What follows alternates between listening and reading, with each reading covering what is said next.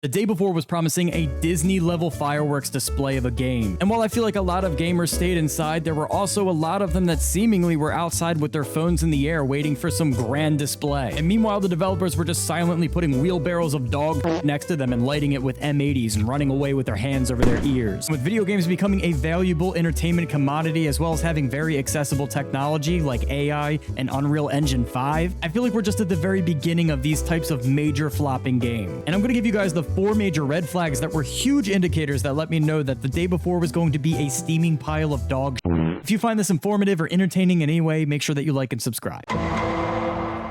The first impressions. This game was really well received at first. It was a post-apocalyptic MMO with an open world shooting zombies and with a survival undertone and a beautiful trailer at launch. Anybody that's been burned by video games in the past was immediately going on Google and looking every detail to piece this game apart. Because a game that's only been in production for a few years looking this good is already a huge red flag, especially for the fact that it's going to be an open world MMO with shooting and zombies and mixed mechanics with explosions and beautiful lighting, and these reflections were just too good to be true. When you see the words MMO, you immediately think of a game called World of Warcraft, which every time you get into a major city, you're going to start dropping frames. Unless, of course, you drop the graphical fidelity, which is a give and take, a push, a pull. I just couldn't imagine like 15 or 16 people fighting in the middle of that road, throwing Molotov cocktails and explosions and dynamic weather and lighting and everything looking so good with the textures being so crisp. When you look at already established games in the genre like DayZ, it just doesn't even come close to that, and this game is already only a couple years in production. So naturally people looked up the developer and the publisher to see if they had the manpower or the resume to back this up. And even if a AAA developer showcased this, I don't even know if I would drink the Kool-Aid right away. And lo and behold, we can see that the publisher only develops mobile games for the very most part, and the developer hasn't really worked on anything to this scale. Sometimes video games do something called a vertical slicing technique, which is essentially staging the scene for you to see what the game could potentially look like in the future. They're going to segment the game off into a little staged area to show off all the capabilities that the game could potentially have once it's released. However, this is a very stress-free look at the way that the game could potentially look, but realistically would never look. There's no bullet reg that needs to be accounted for, or 15 players throwing Molotov cocktails, throwing explosion animations that could reflect on all of these properties that they have looking glamorous in the trailer. There's not a bunch of new people in the starting area running around in their underwear trying to talk to people on the voice channel. And not to mention, this is a very closed world that's going to be a fraction of the open world, and they have to account for things like frames per second, graphical fidelity, the capabilities of the Xbox and the PlayStation, and how many people are going to be in the server. How much stress does it put to trade or drop weapons? So naturally, anybody that's played an MMO before completely understands the idea that the graphical fidelity has to take a hit in order for the game to function properly at such a high population. And seeing a game that was so early in development with the graphical fidelity of something that looked like a single-player game was a huge red flag. And while it's not unusual for a game to ramp up the graphics and make sure it looks very pretty inside of a trailer to cause attention, and this definitely did cause quite a bit of attention as it was the #1 most wishlist game on Steam, it was probably the most innocent red flag in comparison to the other 3 that we're going to get into.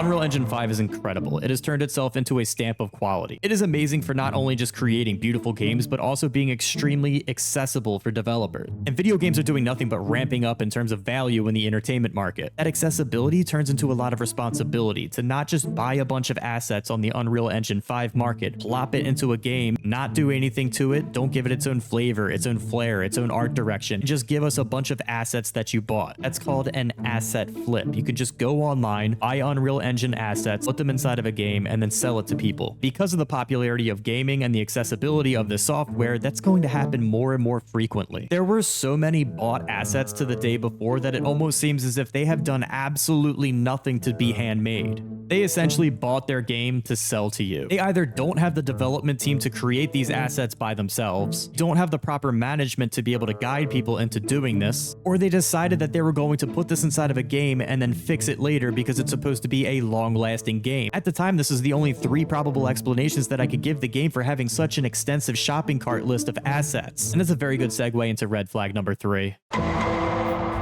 Steam is asking me to categorize this game, and I don't even know where to start. I wasn't expecting this. Of course I'll help you. I know lots about video games. What do you need? Can you help me categorize it? Okay, I see you're surviving and you're extracting with equipment, some teamwork and cooperation, Right. lots of shooting, lots of action.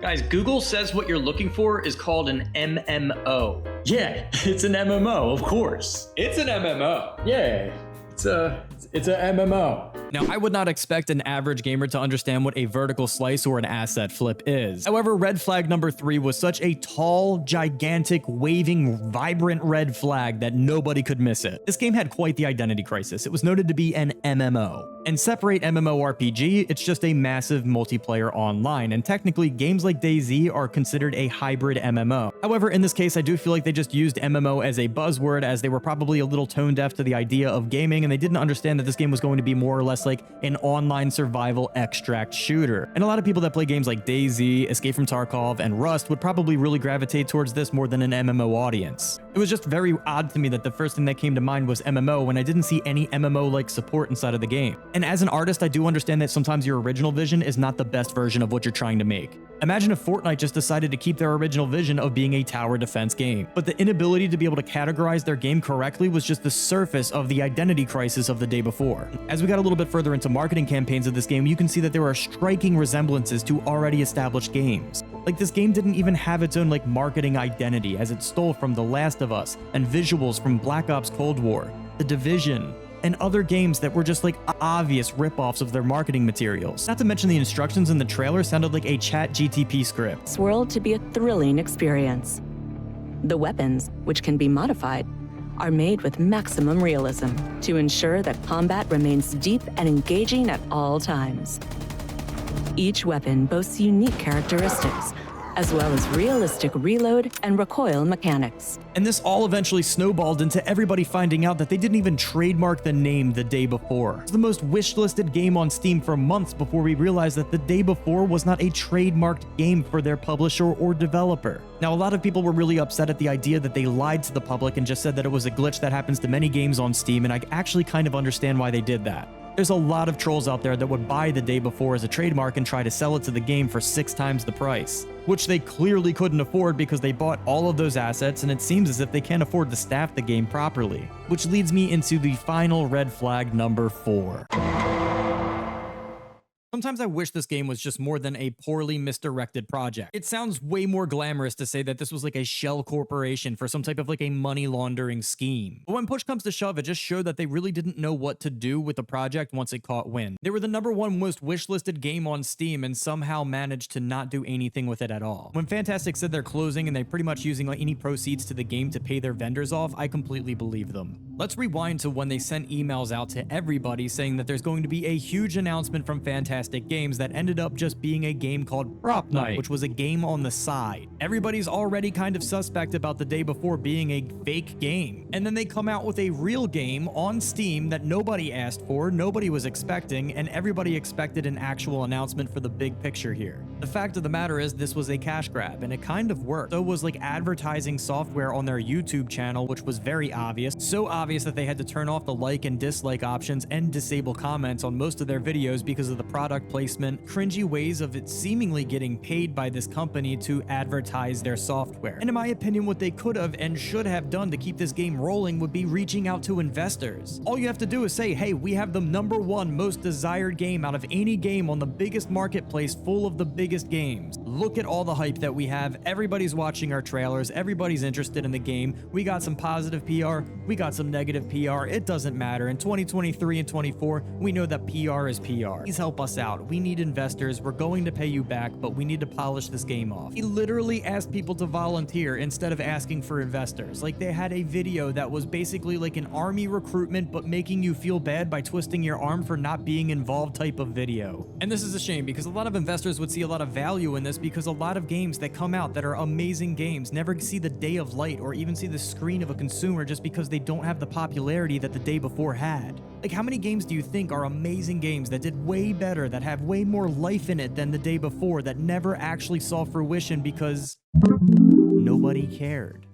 Lots of investors would have gotten behind that, but they took a lot of really weird, quirky ways, and I know that there's winners and there's losers in this world, and I don't think that this was some shell of an investment for money laundering. I just simply think that they became losers. And I mean that respectfully because I know that this is a dog-eat-dog, you know who you know, and if you don't know anyone that's going to help you, well, then you've got to help yourself type of a corporation, and unfortunately, they did not help themselves. And now that you guys know what vertical slicing and asset manipulation is, and to dig deeper into developers and publishers and take a look at their PR team and make sure that you see how the public relations is actually treating their game. Are they being shady? Are they lying? Are they doing really weird secretive things? Have you not heard from them in a long time? Are they asking you to volunteer? Guys, give me a like and a subscribe if you think that this video deserves it, and please comment. Let me know what you think about The Day Before. Were you excited for it? Are you hoping for a game that replaces it, that hopefully fills the void that you were expecting? Or are you kind of just going to dabble into a different game and stop having hope for a bunch of new games that you kind of just can't emotionally get invested in anymore? Are you numb?